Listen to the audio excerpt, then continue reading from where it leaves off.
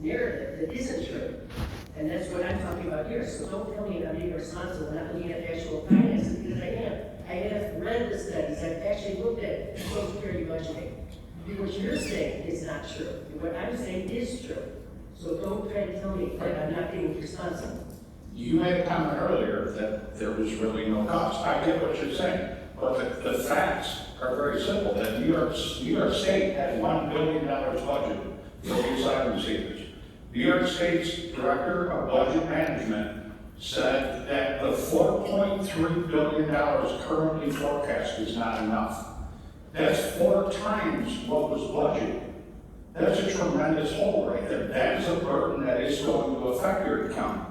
When you look back at the last budget and the governor took out FNAP funding to the tune of $43 million to pay for our own, that directly affects your account.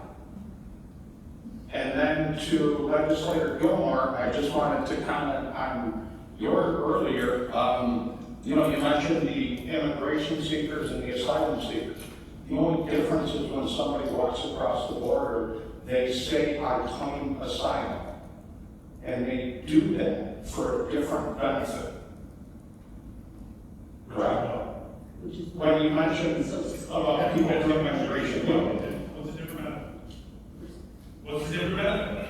You walk across the border. well, you are correct that. What's the benefit? That right there is what's creating the burden.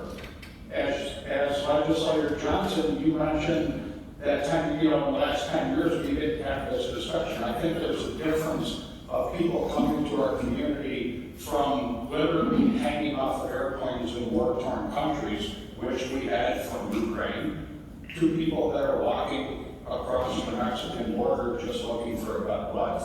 There's a difference there, correct?